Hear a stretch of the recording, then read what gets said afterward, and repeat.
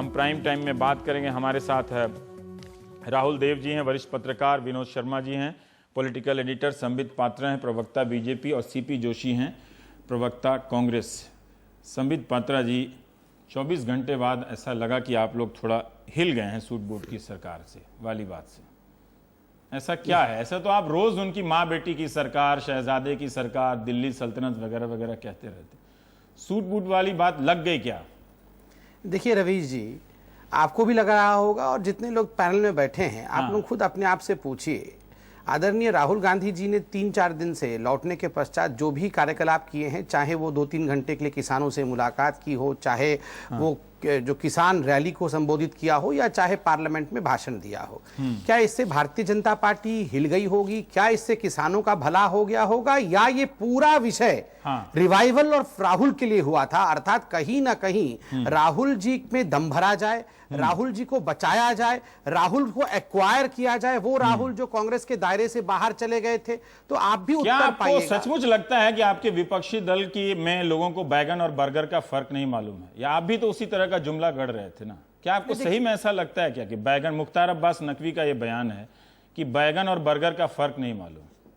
देखिए, इसके पीछे का मैं आपको पटकथा बताता हूं। जो फ्रेम कल आप टीवी में आपने देखा होगा, जब राहुल गांधी जी 4-4:15 बजे बोलना आरंभ करते हैं तो तमाम टेलीविजन चैनल्स ने दिखाया, लाइव दिखाया।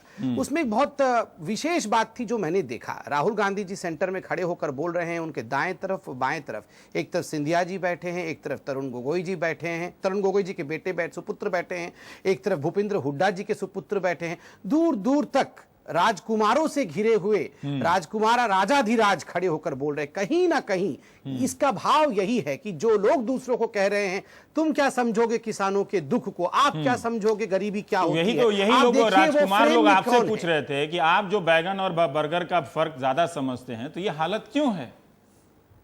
नहीं, क्यों विदर्भ में आज भी किसान आत्महत्या कर रहे हैं? यही पूछ रहे थे ना आपसे। नहीं, देखिए, एक बात में बड़ा आप मान नहीं रहे कि बात चुप गई, आपको लग गई है जी? दो चीजें हैं, एक बात तो पॉलिटिकल डिबेट है और दूसरा किसानों की जो दुख दर्द की कहानी है। देखिए, कौन कह रहा है किस परिवार से आता है? अगर इस पे ईमानदार बहस होनी है तो भाई आपकी पार्टी की तरफ भी बहुत सारे परिवारवाद वाले लोग बैठे होंगे। नहीं, मैं उस पर भी आऊंगा। आपकी पार्टी में भी है और आपके सहयोगियों में है, तो मैंने तो देखा नहीं है कि जब भी परिवारवाद का मौका आता है, सवाल पूछा है, उन्हीं 5 लोगों से लड़ते ले लीजिए जी। आपने जो सवाल पूछा है, लगता है आपको बुरा लगा मैंने उनके। नहीं, मैं आपसे पूछ रहा हूँ कि आपको तो बात चुप नहीं गई। आप तो रोज इसमें मास्टर हैं, पर इस सूट बूट की सरकार में ऐसी क्या बात थी जो इतनी चुप गई आपको? नहीं, बिल्कुल चुप ही नहीं है। नहीं चुप, क्योंकि जो लूट की सरकार 10 वर्षों की रही है, हिंदुस्तान की जनता ने उसी को ध्यान में रखते हुए उनको 44 में रिड्यूस किया है। मगर बड़ी बात यह है कि हम चाहे सरकार में हो, चाहे कोई भी सरकार में हो, जहां तक किसानों का विषय आता है, वहां अहंकार का कोई स्थान नहीं होता। और आप सवाल पूछेंगे, चाहे राहुल जी सवाल पूछेंगे, जवाब देना हमारा कर्तव्य है और हम जवाब देंगे। मगर आप बताइए, आज किसान परेशान है और है, वाकई परेशान है, तो कोई ये 8 या 9 महीने की परेशानी नहीं है, ये कलेक्टिव परेशानी है, बहुत वर्षों की परेशानी। ये जो परेशानी है, ये मौसम की परेशानी, आप समझते हैं। अगर ये मौसम खराब नहीं होता तो इस वक्त उतना ध्यान नहीं जाता। को केवल 50 साल की परेशानी, उसमें 4 चीजें हैं या 15 दिनों में नहीं तौल सकते हैं। मौसम की जो परेशानी है, आप खुद बताइए। अगर आप फिर बताइए कि केंद्र सरकार ने काम किया है या नहीं किया। अगर आप फिर बताइए कि आपने वादा किया था कि आप लागत पे 50% मुनाफा देंगे, क्या आपने दिया? नहीं दिया। आप ये भी नहीं बता रहे कि देने वाले हैं कि नहीं देने वाले। क्यों नहीं देंगे? नहीं देंगे, नहीं देंगे। ये नहीं कहा आपने, उनके पूरे जवाब में नहीं। हमने प्रॉमिस किया है अपने मैनिफेस्टो में, एक वादा पूरा किया जाएगा। हम कोई आम आदमी पार्टी नहीं है जो 40% करेंगे या 20% करेंगे, 100% पूरा करेंगे उसको। अब सीपी जोशी साहब, सीपी जोशी साहब, संबित तो यही कह रहे हैं कि अगर आप राजकुमारों की फौज लेकर अगर इस तरह से सवाल करेंगे तो उनका पूछना जायज बनता है कि आपको बैगन और बर्गर में फर्क मालूम है कि नहीं है।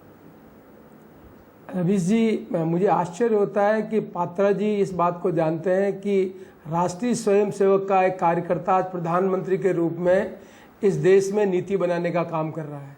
क्या भारत की जनता को ये जानने का अधिकार नहीं है कि राष्ट्रीय स्वयंसेवक संघ का एक कार्यकर्ता जो एक आदर्श की बात करता है, जो सादगी की बात करता है, वो अमेरिका के राष्ट्रपति को इस तरह से एड्रेस कर रहा था जैसे उनका बरसों से उनका मित्र हो।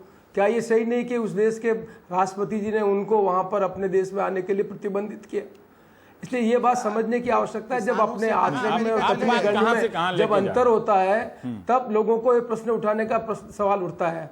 जब हमारी भूमिका विपक्ष में है तो जो उनके आचरण में और में जो परिवर्तन है उसके बारे में जनता का ध्यान आकर्षित करना हमारी जिम्मेदारी बनती है। हमने स्वयं ने देखा है कि किस तरह का कोट था, किस तरह की उन डिजाइन का कपड़ा पहन के उन्होंने उनको एड्रेस किया, उसको ऑक्शन करने के बाद कितने करोड़ों रुपए में उसका ऑक्शन हुआ। क्या ये भारत की जनता को नहीं बताने की आवश्यकता है विपक्ष के रूप में कि ये सरकार जो है, जो आदर्श की बात करती थी, भारतीय संस्कृति की बात करती थी, वो आज के दिन किस तरह की सरकार चला रहे हैं, कैसा उनका आचरण है। तो निश्चित तौर पर ये कहना और बताना आवश्यक है कि सूट बूट की सरकार। मुद्दा तो आप किसान क्या उठा रहे थे ना, किसानों का मुद्दा उठा रहे थे। तो मुझे आप ये बताइए कि ऐसी कौन सी बात आपने कही जिस पर आपकी सरकार या राज्य सरकार, कोई ऐसा उदाहरण तो देते ना कि उसने बेहतर प्रदर्शन किया है बीजेपी के राज्यों की तुलना में। आप हम थोड़ा देखना चाहते हैं कि आप लोग कितने ईमानदार हैं। देखिए, बहस में हो सकता है कि पात्रा साहब को आप हरा दें या पात्रा साहब आपको हरा दें, पर आप जो किसान देख रहे हैं वो इस हार जीत के बियॉन्ड आगे जाकर देखें तो कि आप लोग कितने गंभीर हैं। रवीश जी, यूपीए सरकार ने मिनिमम सपोर्ट प्राइस बढ़ाई।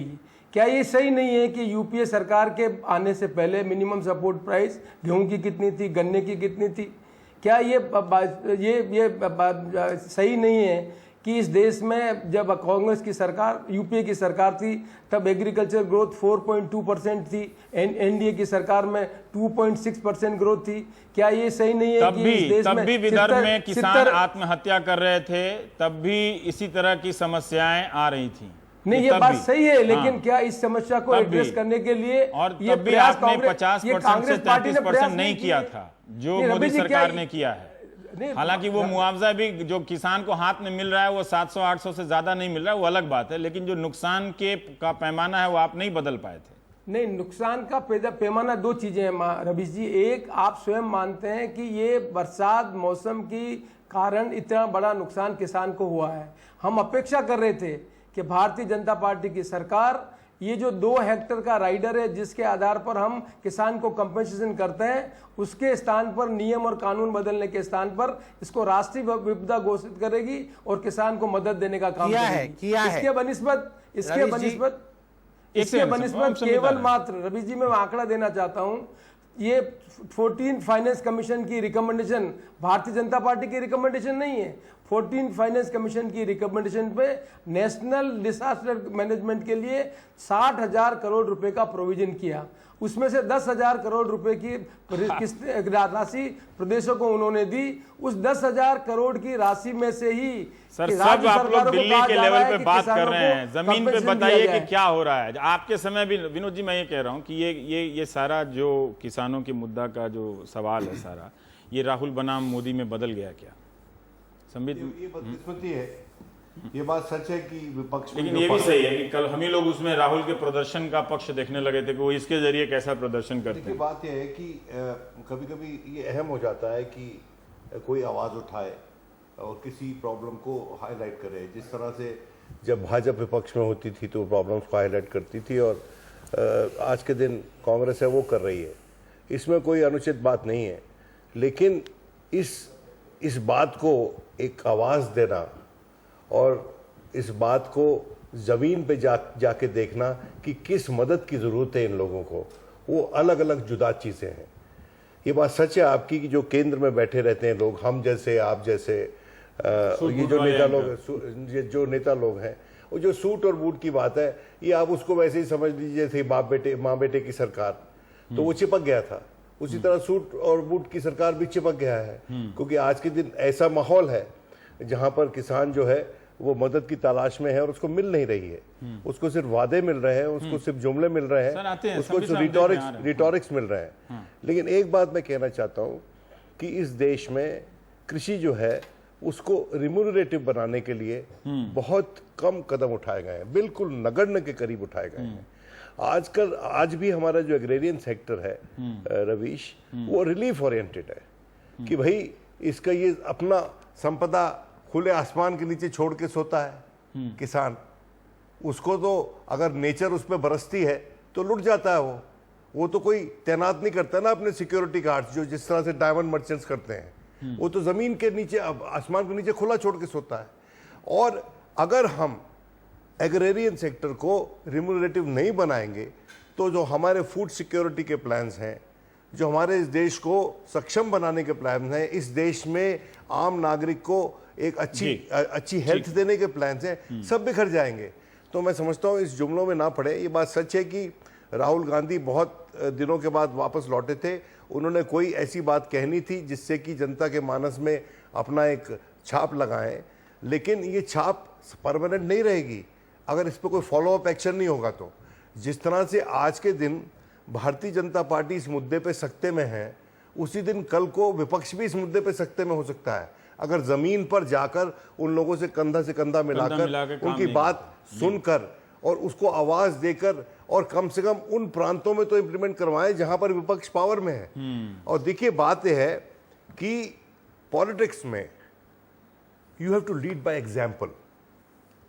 वो तो कोई नहीं दे रहा है, वो कोई नहीं कर रहा है, कोई नहीं दे रहा है। कोई भी अपने सरकार से नहीं बता रहा है कि हमने अपना बेस्ट किया है, लोगों को रोका है, चाहे कोई कहीं से आंकड़ा बताए। राहुल जी, मैं ये जानना चाहता हूं कि क्या बीजेपी ने भी मुझे तो कल का माहौल जब मैं संसद में देख रहा था तो मुझे तो लगा कि बहुत अच्छा है कि कोई बोलना चाहता है, बीजेपी ही व्यवस्था कर रही थी कि आप बोलिए, है ना।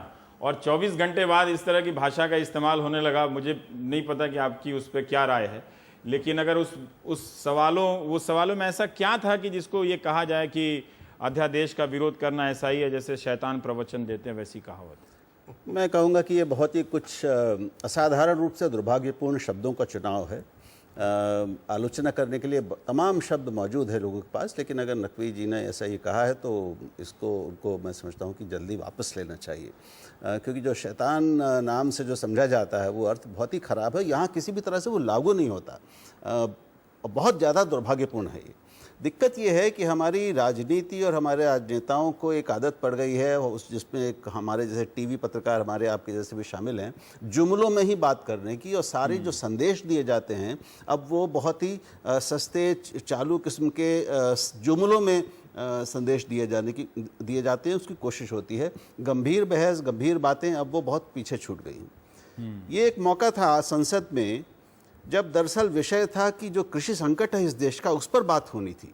केवल भूमि अधिग्रहण बिल पर ही नहीं, वो सिर्फ उसका एक हिस्सा था।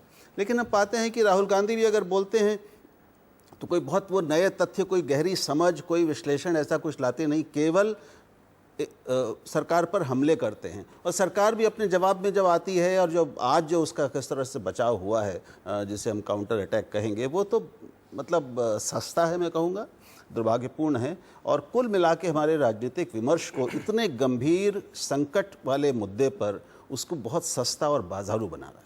रवीश जी, एक करेक्शन करने की आवश्यकता है। हाँ, कर लीजिए सर, फिर मैं राहुल जी को मैं बहुत आदर करता हूं, तो मुझे लगता है कि यहाँ मैं करेक्ट कर दूं जरा। राहुल जी, पहली बात तो है ये शैतान का प्रवचन वाला जो विषय है नकवी जी का नहीं है, नायडू जी ने कहा है। हाँ, नहीं, जिसने भी कहा है, चलिए मान लेता हूँ। हाँ, दूसरी बात है, करेक्शन ये किया जाए कि ये पूरा विषय मैं आपको समझा देता हूँ, आपने शायद सुना, सुबह देखा नहीं होगा। मैं पढ़ दूं, मैं लिख के लाया हूँ, मैं एक बार राहुल जी को बता दूं, वो बड़े हैं मेरा दायित्व है।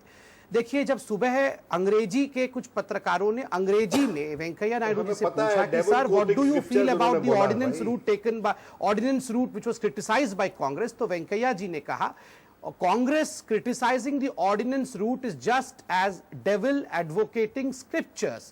ये एक बहुत फेमस सेइंग है इंग्लिश में, devil advocating the or preaching the scriptures. हाँ, तो ये बहुत फेमस है। और कांग्रेस जो कि 450 से अधिक ऑर्डिनेंस ला चुकी है अपने राज्य में, जब वो इस ऑर्डिनेंस के विषय में कहते हैं तो वेंकैया जी ने बिल्कुल सही कहा, it is just like devil preaching the coating the scriptures. तो मुझे इसमें ऐसा नहीं लगता कि हिंदी वाला ही लिख के लाया। कल वो जब संसद में बात कर रहे थे तो इतने उकसाने के बाद भी एक बार भी नहीं उकसे। शैतान नहीं कहा।